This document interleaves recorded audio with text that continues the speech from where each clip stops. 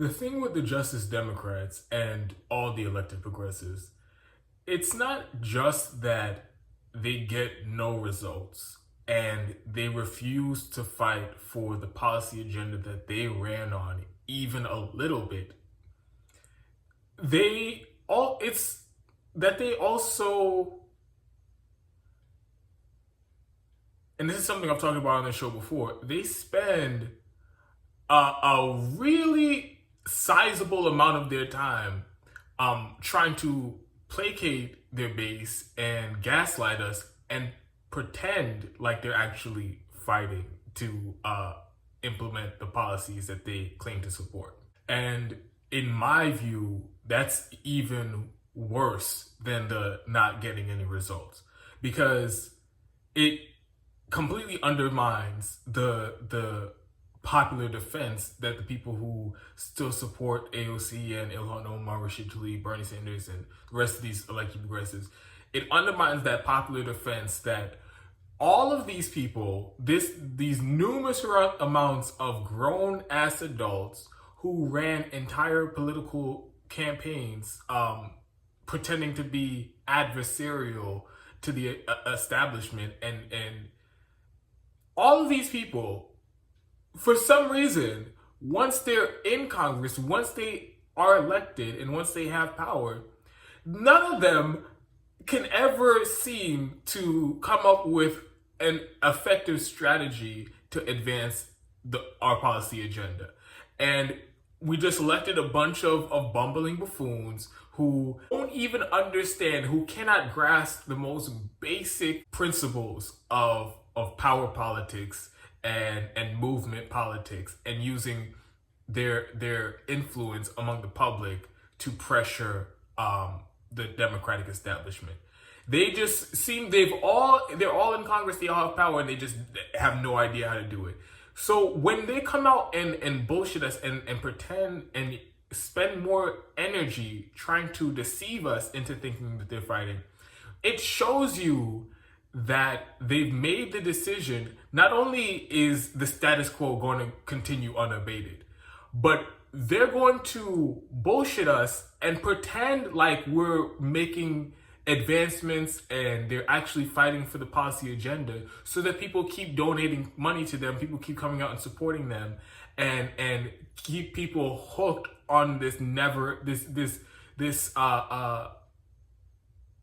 useless endeavor of electoral politics, and as opposed to doing the alternative, public pressure campaign and direct action, which is really our only option to advance our policy agenda. They're going to kneecap the movement and make sure that we never take those actions, and we stay attached to the hip of the Democratic Party no matter what. And this is it's become a pattern. I talked about it when it came to forced to vote. You have all these elected progressives, and I've been over this a million times on the show, ran on Medicare for All, ran on ousting Democratic leadership. They presented with the perfect opportunity in the House to remove the top corporate Democrat, Nancy Pelosi, from and deny her the speakership, and they could have demanded a floor vote on Medicare for All, and they didn't do that. In fact, a lot of them came out and tried to tell us that in the middle of a pandemic and the worst economic crisis in history, it's a bad time to vote on Medicare for All, and if we do, it will set the movement back. That's what they were literally saying. And then what did they do? After the moment passed, after the speaker race is over, after they have no leverage to force it through the House, Pramila Jayapal reintroduces her single-payer legislation into the House, knowing it's dead on arrival. But she got all the headlines, all the progressives, the Justice Democrats. Oh my God, they're introducing single-payer, aren't they? Isn't it so amazing that they're fighting for healthcare, fighting their own party for healthcare? That's not what they were doing. It was just virtue signaling. It was just virtue signaling, like I said, dead on arrival. And to this day, Pramila Jayapal has no plan to get a vote on that legislation that she reintroduced into the House. The $15 minimum wage.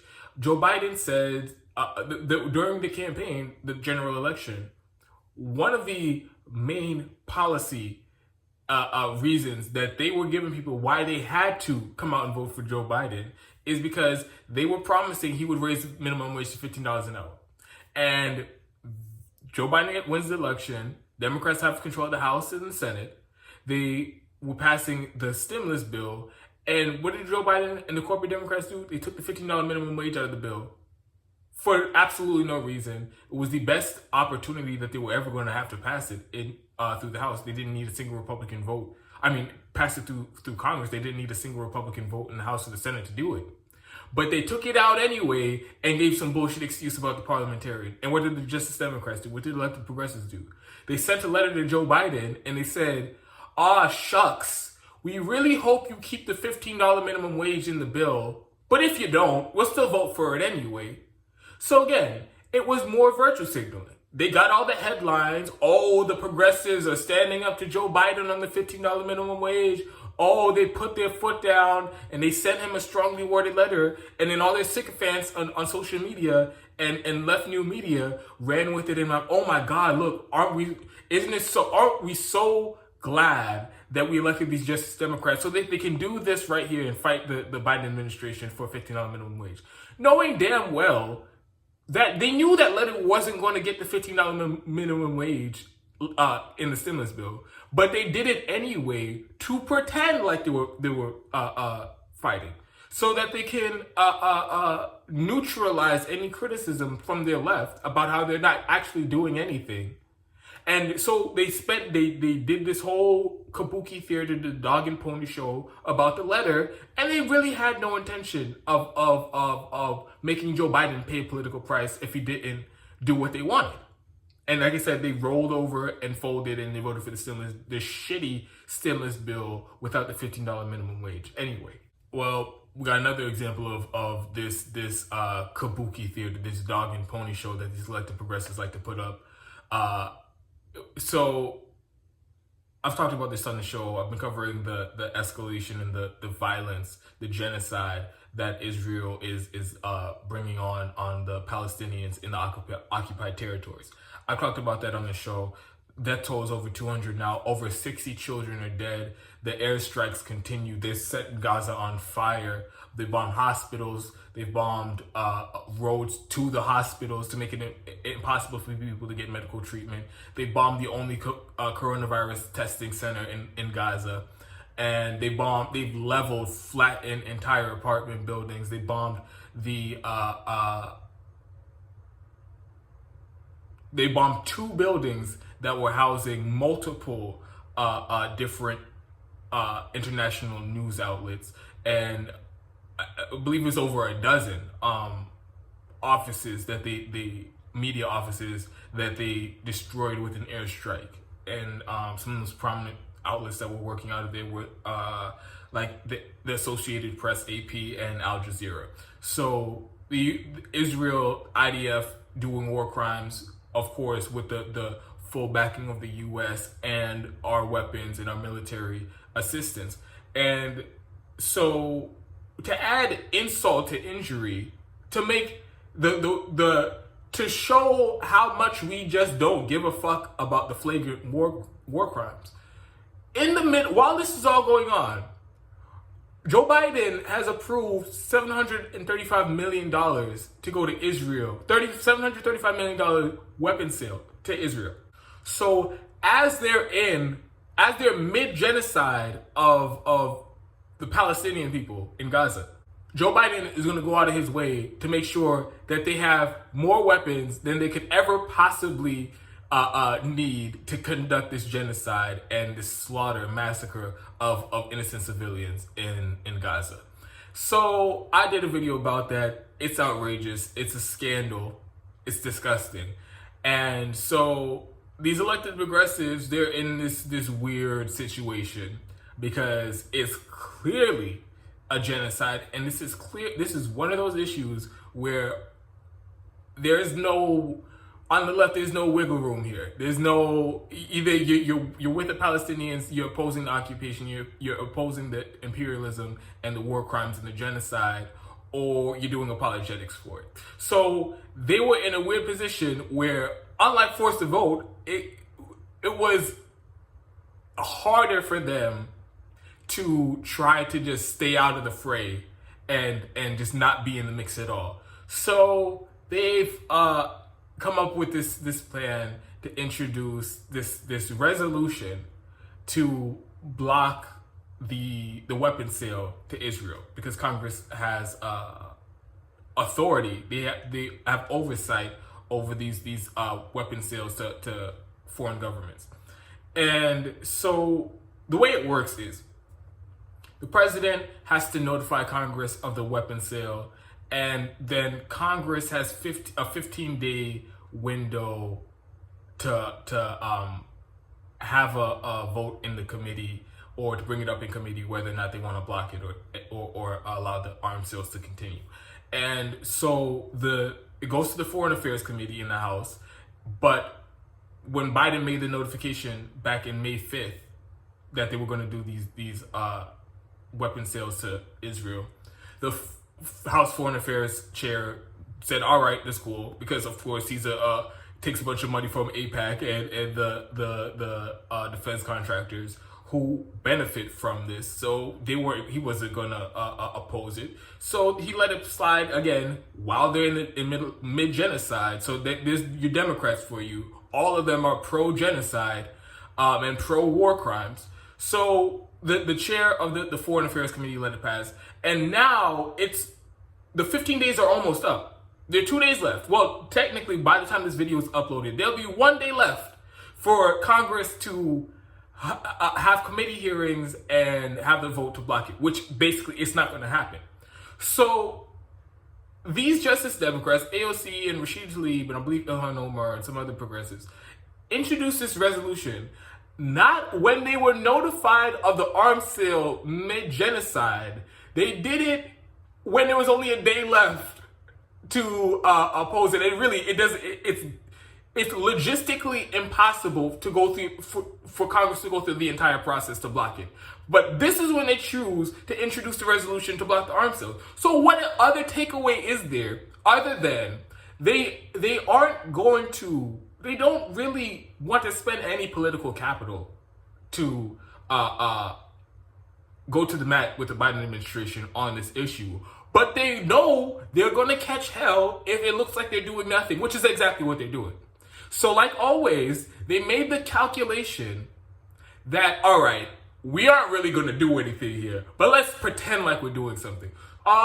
Anybody have any ideas how we can do this? How can we bullshit the left? How can we bullshit our base and gaslight them one more time and pretend like we're doing something even though we're not? And then somebody had the idea, hey, why don't we introduce this resolution to block it a day before, when it's logistically impossible for it to go through the process in time for any meaningful action to happen. Let's do that.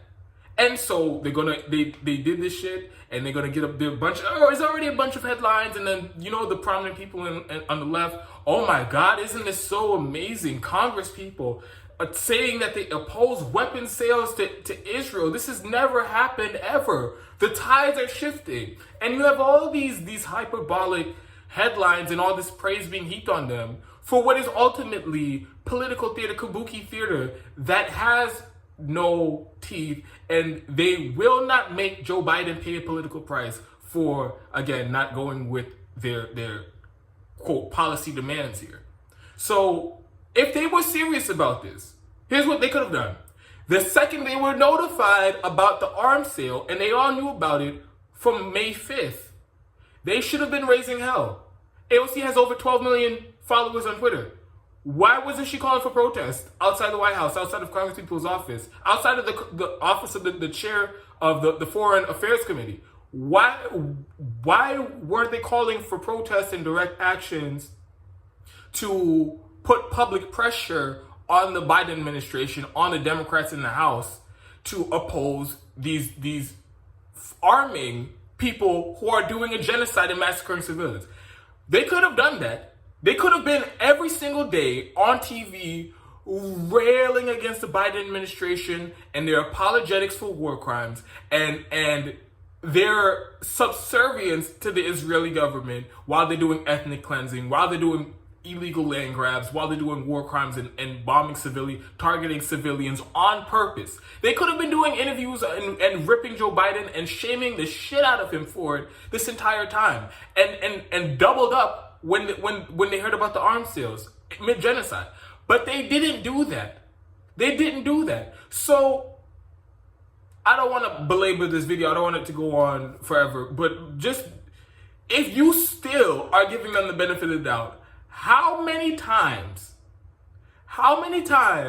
on important, consequential, career-defining moments can they choose a strategy that has absolutely no chance of producing any results? But the only thing it does is it allows them to virtue signal and allows them to pretend like they're on the right side of the issue, even though they aren't actually lifting a finger to do anything. How many times can they do that before you get the idea, you get the memo, you get before the jig's up, and it's clear to you that, oh, they're just bullshitting us, and they're pretending like they're doing stuff. Just like, this is what the Democrats do in general. The Democratic Party in general. They pretend like they're on, and this is why I say this, one of the most insidious factors about the Democratic Party. They will pretend like they're on your side. All the while, they oppose you on all the major policy issues. And they're actively working against you on all the major policy issues. But they have this veneer. They know all the right words to say, the buzzwords, and to pretend and to make them sound like they're good people, who care about the working class. But that's not what their actions show. And it's become the same as the thing with the Justice Democrats and elected progressives. They love to pay lip service to the right policy issues, but when you look at their actions, it's clear that they aren't doing anything to change the status quo. So, thanks for watching the video. If you guys can help contribute to the show financially, I have the links to Patreon in the About page and in the link to in the description box of this video.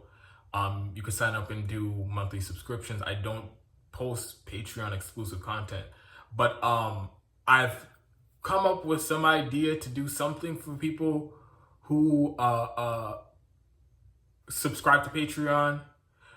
So, like I said, I don't do Patreon exclusive content because the videos that I do, I think everybody should have access to them, regardless if they can pay or not.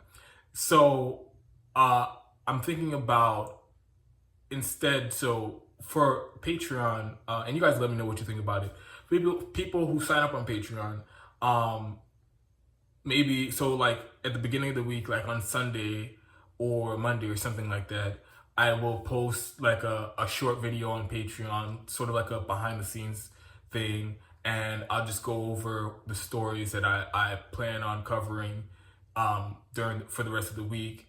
And yeah, and if I feel like adding something in there, then maybe I'll do that. But I think that's a good way to do it, because it's not, you won't be getting anything, you won't be getting information that isn't available for people for free, but it's just like a little extra behind the scenes if you guys want to see that.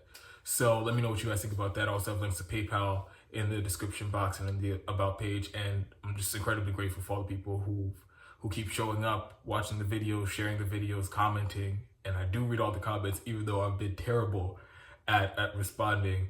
I'm incredibly grateful for my audience. I have the best audience on YouTube. So thank you.